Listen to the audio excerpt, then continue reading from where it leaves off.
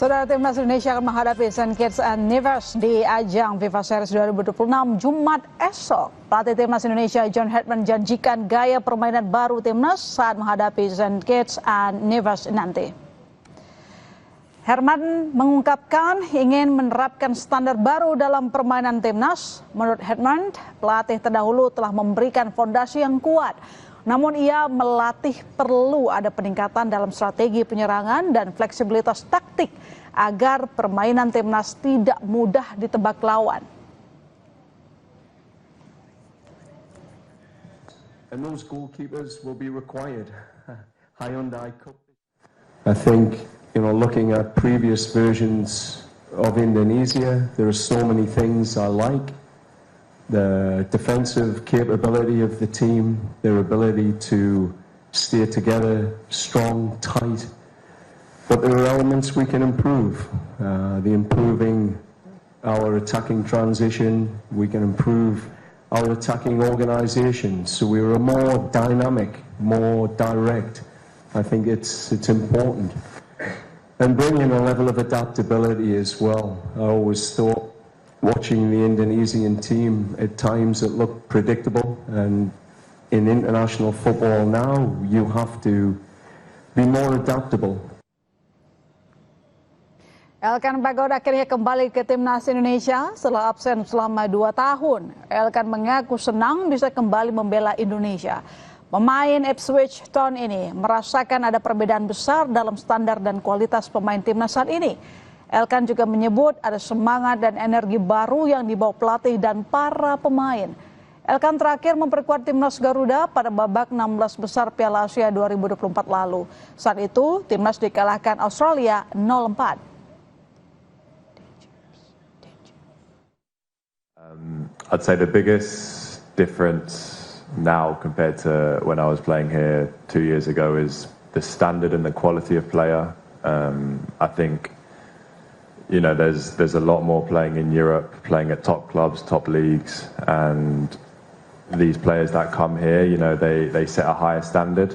I think as well the togetherness and the team spirit is a lot higher than it was before. A lot of that, of course, coming from Coach John's energy he brings to us and our different mentality now. But I'd say those are the two things which I think are different now to when I was playing it before. Sementara itu, Dean James akan absen dari Timnas Indonesia di FIFA Series. John Herdman menyatakan menghormati keputusan yang diambil Dean. Ia juga memastikan tidak akan memanggil pemain lain untuk menggantikan Dean James. Dean's a fantastic player, a big part of our family, big part of our squad, and will be in the future. For this camp, he's made his statement. He has his own reasons. But for me, this focus since Monday, since Sunday, since 3 weeks ago, since I joined in January, has been about executing these 4 days at the level and the standard that these players deserve.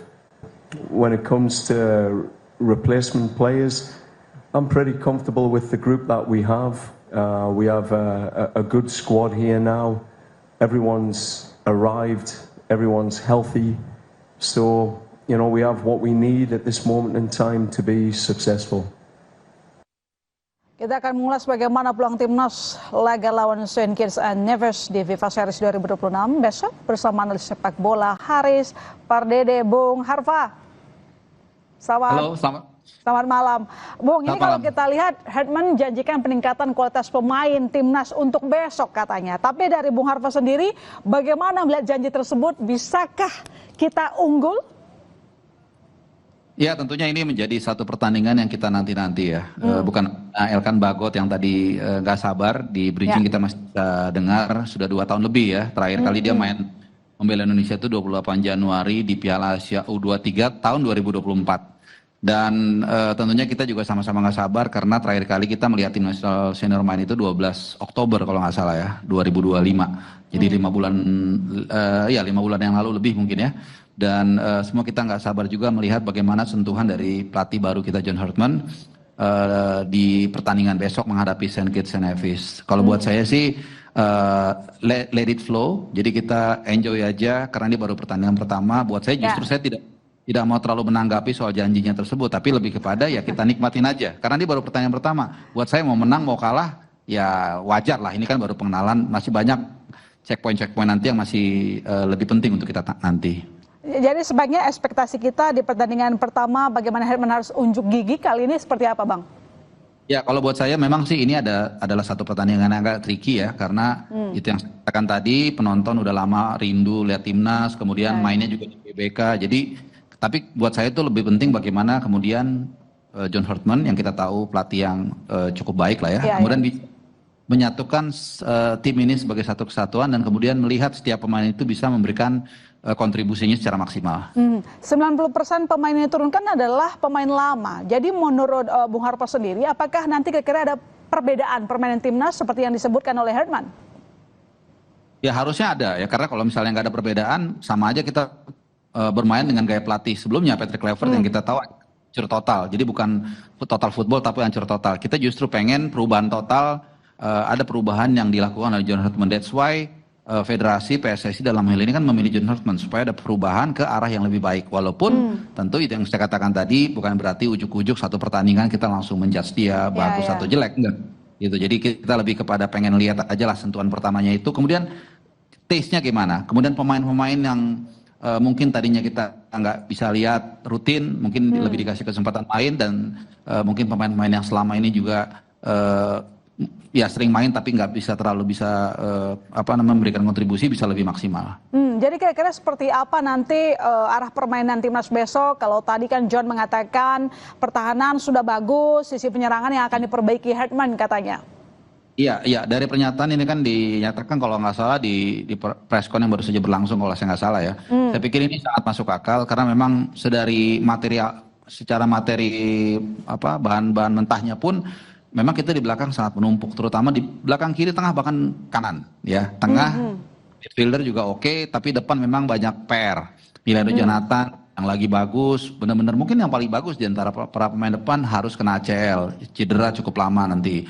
Kemudian Ole, pemain andalan kita, tapi di klubnya juga sampai dengan saat ini, sampai detik ini kita belum mencetak gol pun. Kemudian ya memang ini debatable ya, tapi buat saya Ezra Walian yang menjadi pemain lokal yang paling banyak menciptakan gol atau terlibat dalam gol di BRI Super League nggak dipanggil ya, jadi kita nggak tahu, tapi kita serahkan kepada pelatih dan mengingat kita main lawan Saint Kitts and Nevis yang secara peringkat sebenarnya di bawah kita 30 strip, kemudian kita main di GBK, harusnya sih saya lebih melihat permainan menyerang di pertandingan besok.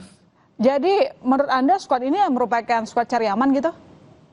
Nggak cari aman juga, justru saya katakan tadi dengan spek yang ada tadi, dengan kita tuan rumah, kita lawan yang lebih rendah, harusnya kita pasti menyerang. Saya nggak melihat tim kita akan bertahan, tapi tadi masalahnya lini depan kita juga banyak loophole di sana, tapi saya percaya ya kalau dalam sepak bola itu kan permainan kolektif, kalaupun pemain depan lagi kurang maksimal, bukan tidak mungkin ada pemain lain yang bisa berkontribusi dalam cetak gol. Terkait dengan Ole, ini kan dia undercook ya, karena memang dia punya nasib di Oxford United tersingkir dari skuad utama. Jadi menurut Anda Ole mungkin nantinya juga bakal underperform di lapangan? Nggak selalu. Jadi gini, memang secara umum penampilan pemain di klub dengan di timnas itu berbanding lurus, tapi tidak mutlak. Gitu. Misalnya paling gampang ya, kita contoh Marcelino Ferdinand waktu di kualifikasi round 3 tahun lalu lah.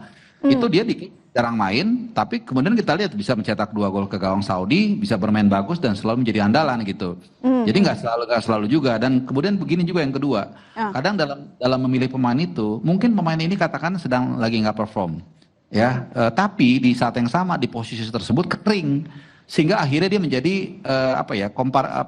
relatif. Jadi sama dengan bek kiri misalnya Mbak Ilona. Jadi banyak pemain ini bagus-bagus pemainnya, tapi ketika banyak pemain bagus juga ya agak susah untuk memilih memilih dia menjadi pemain utama. Jadi saat ini ya Ole adalah pilihan terbaik kita, meskipun di klub dia belum mencetak gol sama sekali. Herdman sempat mengatakan pernah menghadapi Cats gitu. Jadi disampaikan juga saat itu menangnya saat lawan Kanada cuma menang 1-0. Jadi apakah dia bisa membawa kemenangan yang sama terhadap Indonesia, membawa timnya sebagai unjuk gigi ya, membuktikan CV-nya yang mentereng itu? Ya, saya masih ingat ya dia mengatakan hal seperti itu, tapi seingat saya itu terjadi udah cukup lama, tahun 2019 kalau Ya, saya nggak salah. 2019. Ya, ya. Ya, dan itu kan udah nggak relevan lagi dengan sekarang. Ya, mungkin ada satu dua lah pemainnya masih sisa. Kalaupun mungkin masih lebih dari itu, gaya bermainnya mungkin sudah berbeda. Dan yang lebih penting adalah tim yang di bawah sekarang berbeda. Saat itu Kanada. Kanada yang kita tahu levelnya udah Piala Dunia, sementara kita kan belum gitu. Jadi Oke. itu lebih kepada romantisme saja, tapi secara empirisme itu bukan menjadi ukuran. Tapi kan buktinya dia bisa mengalahkan Kanada yang sebenarnya peringkatnya lebih tinggi saat itu. Mengalahkan Saint Saint Kitts. Kitts. Ya, iya artinya betul dia bisa mengalahkan Saint Kitts, tapi kan peristiwanya sudah berlalu 7 tahun lalu. Kemudian gunnya atau senjatanya kan juga berbeda. Yang dia bawa itu Kanada, tim yang lolos Piala Dunia, sementara kita. Iya. Beda, walaupun tentu saya tetap optimis, artinya kita akan bermain lebih agresif. Kita punya peluang untuk menang, walaupun jangan anggap remeh juga gitu, karena Saint Kitts dan Nevis ini memang urutannya 150, tapi mereka biasa bermain di CONCACAF, biasa ketemu Kanada, biasa ketemu Meksiko, biasa ketemu US, biasa ketemu Costa Rica. Mereka udah biasa bertemu saban 4 tahun sekali kualifikasi Piala Dunia dengan tim-tim yang langganan Piala. Jadi cukup berat ya untuk Indonesia buat Anda. Jadi kira-kira siapa yang bisa jadi jenderal lapangan tengah kalau misalnya Tom Haye nggak ada, absen dia? Ya, kalau di lapangan tengah ini kan memang jadi isu ya, kehilangan Tom Haye, chip dari permainan Indonesia. Tadinya sebenarnya saya berharap kakak Ricky Kambuaya. Umpan-umpan agresifnya, umpan-umpan progresifnya sangat luar biasa. Cuman karena dia nggak bisa main, maka ada beberapa alternatif.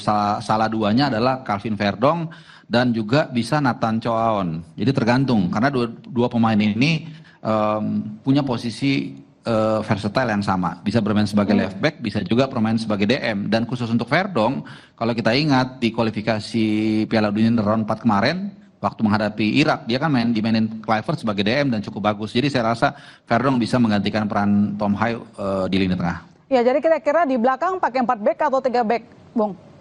3 back ya, karena tim nasional kita kan sudah terbiasa dengan pakai 3 back dan John Hurton sendiri bukan orang yang kaku. Jadi bisa aja dia pikir, oh ini 3 back udah jalan, ya udah gue pakai 3 back, saya pakai 3 back aja deh. Dan kita tahu salah 1 atau salah 2, salah 3 nama yang hampir pasti di sana ya Jay Itses, mungkin Justin Hubner atau Rizky Ridho atau Kevin Dix yang punya potensi kuat untuk mengisi menjaga gerbang dari pertahanan Garuda. Apakah nanti Elkan kira-kira akan menjadi salah satu daftar pemain dari 11 yang menjadi starter? Kalau itu 50-50, tapi saya yakin karena ada 2 pertandingan.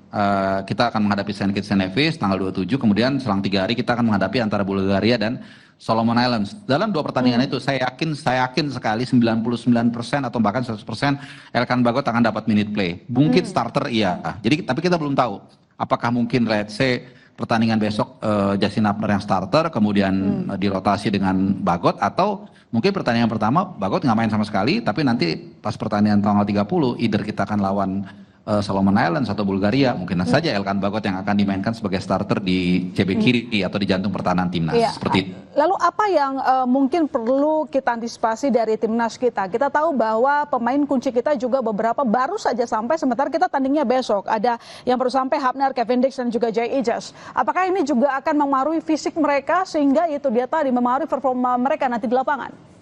Ya pasti ya, karena rumusnya begini, saya berapa kali juga ngobrol dengan asisten pelatih timnas dalam beberapa era. Perjalanan situasi kita sekarang ini berbeda dengan dulu. Kalau dulu tuh, let's say sebelum ada pemain naturalisasi atau diaspora itu, pemain rata-rata dari liga yang sama, dari liga kita, Liga Indonesia. Jadi tidak ada isu soal mobilisasi, perjalanan panjang dan lain-lain. Sekarang kan ada yang dari Thailand, ada yang dari Eropa, dulu bahkan ada dari Amerika Serikat. Sehingga perjalanan ini menjadi satu isu. Yang kedua, bahkan kita tahu isu Timur Tengah juga lagi memanas, sehingga kadang-kadang perjalanan mereka ketahan. Terakhir Hubner katanya ketahan. Kan saya dengar dari kekasihnya gitu ya. Dan yang ketiga, setelah perjalanan jauh, itu di hari H itu, di hari dia tiba di hari tersebut, itu mereka nggak bisa langsung digenjot latihan fisik.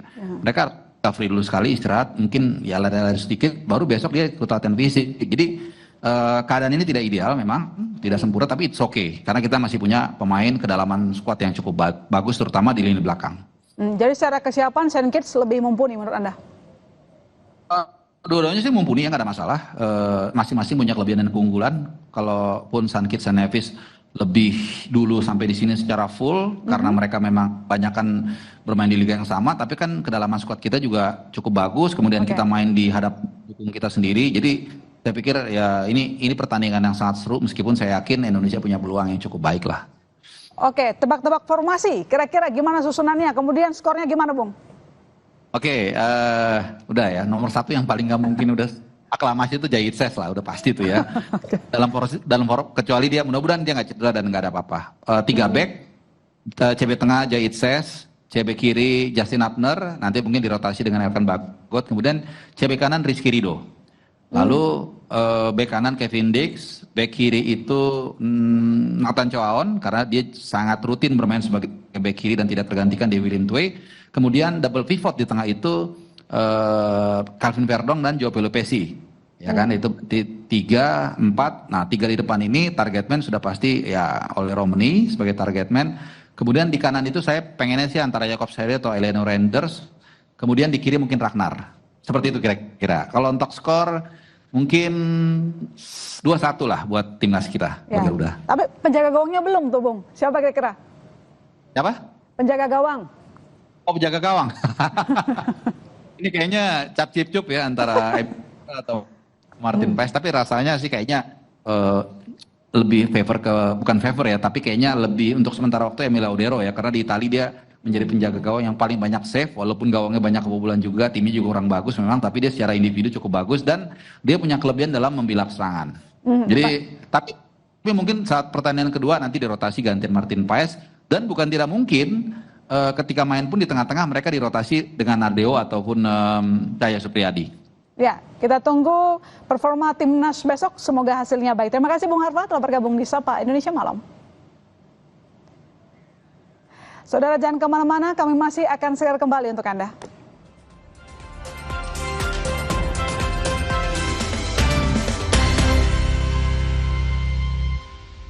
Panjang Ramadan, siapkan tubuh dengan 3 botol Aku Viva. Tara 2